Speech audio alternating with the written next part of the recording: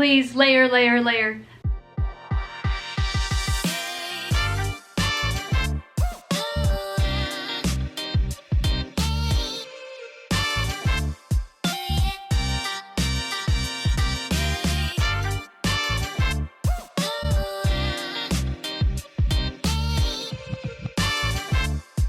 Hi everyone, it's Sam. Welcome back to my channel.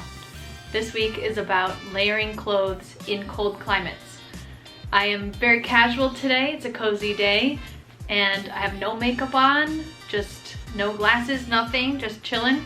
I'm wearing a Patagonia base layer, a Nautica vest, American Eagle jeans, socks, and some Material Girl knee-high boots. Now, I live in Vermont, which is in New England. It's very cold here in the winter and you need to learn how to layer up. Many people come to Vermont and other parts of New England, from New England or New Jersey, sometimes New York, in order to ski or snowboard. And they might not have as much cold weather, although it is cold where they live.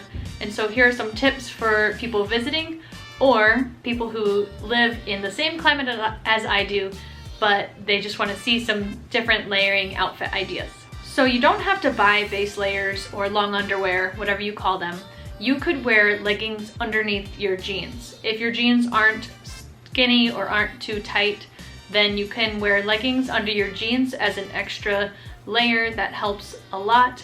Old Navy has fleece-lined leggings that are really affordable and you could find them elsewhere, and that would make you even more cozy. Usually, if you want to wear a sweatshirt, you might dress it up a little bit with your underlayer having a collar. Now, obviously it doesn't matter if you don't need to do this, but some people like that look. With this collared shirt that's green, I did put on my favorite sweatshirt that is a gender-neutral collusion sweatshirt that my boyfriend has the same one of, and those are from ASOS. I might wear this green shirt with a lighter colored sweater just so it pops out more and isn't blending in. Additionally, a collar under a collar is totally fine, like I did with my Rachel Zoe really soft snap up shacket cardigan. It's not really a shacket. I don't think those really look good on me because I have broad shoulders or whatever. So I got this instead of a shacket. And then underneath, there's a Banana Republic or Banana Republic Factory polo. And I will link all these things below so you can see where they're from. And they're probably on sale right now as we're in the middle of Black Friday to Cyber Monday. Every time you wear a sweater or a sweatshirt, think about layering a long sleeve shirt underneath that. You probably won't be able to see it, but it helps me a lot. I wear one every day to work, a long sleeve shirt under my sweater, and I might wear like a tank top and then a long sleeve shirt and then a cardigan if that's what I was doing, where the tank top doesn't add a lot, but it is just sort of like a moisture wicking thing underneath your actual long sleeve shirt. If you're trying to dress up or you need to dress up, continue to go to work, I often try to use things that work in summer or fall, where I would put a long sleeve shirt underneath a dress and also wear leggings instead of tights. And in my business casual work environment, that works just fine. If it's a little bit fancier than that, I have this example of using a blazer dress where I wear dress pants underneath it and a long sleeve shirt underneath it, and you can wear the blazer dress closed or open or just a regular blazer. Usually they have some good length to them. It's nice to be able to double up those sleeves but also wear fitted clothes underneath the blazer where it adds that level of sophistication but you're still warm. You can also get creative with jumpers or other dresses that you have that are strapless and wear long sleeve shirts underneath. Or here I have these overalls that are like crushed velvet and ribbed, and I put a sweatshirt underneath just to see how it worked, and it actually looks kind of cool. Here I'm wearing my new favorite dress, which is not just a dress but can act as like modern kimono. I can wear it open, it could be a cover-up, here it is as a dress, but if I was colder, I would wear pants underneath and I would wear a pretty shirt underneath the dress. I could open the dress up or not, but maybe I would wear like a mock turtleneck underneath it, and then I would add a huge scarf and gloves and the coat and everything.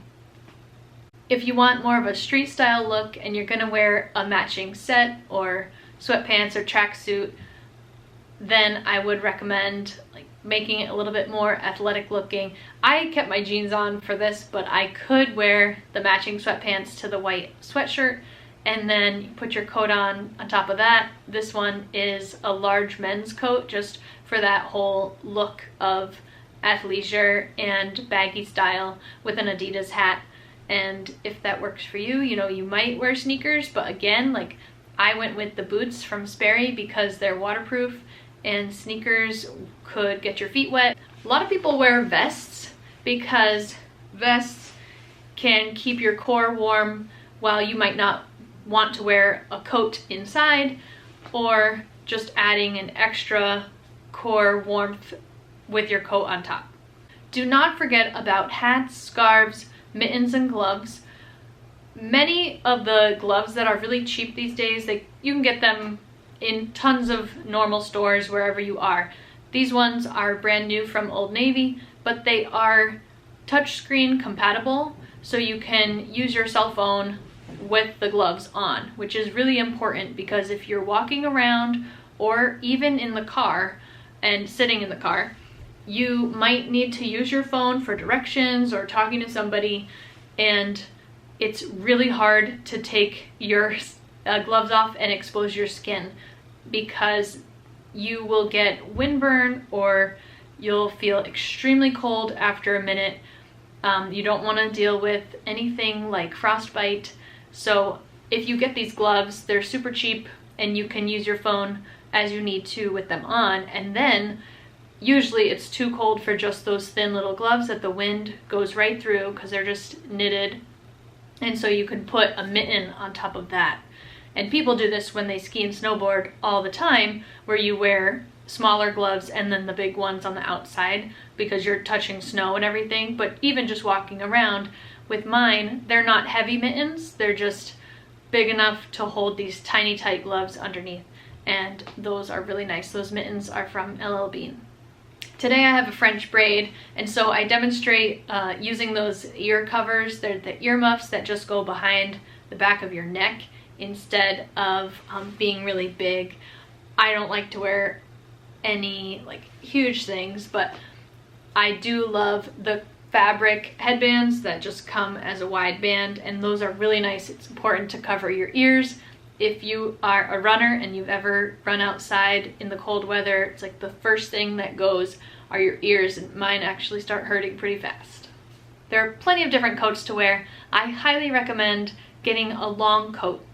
You can see several of mine here.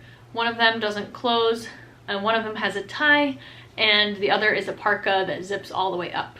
If you're just visiting a cold climate, please don't buy a bunch of things. You can get secondhand stuff off Poshmark, where I sold a winter jacket last year to a guy who was going skiing in Colorado, and he just needed one for a short amount of time, so you don't need to buy a new one. Just get someone else's. You can check your secondhand stores local to you. Or I highly encourage people to borrow from friends.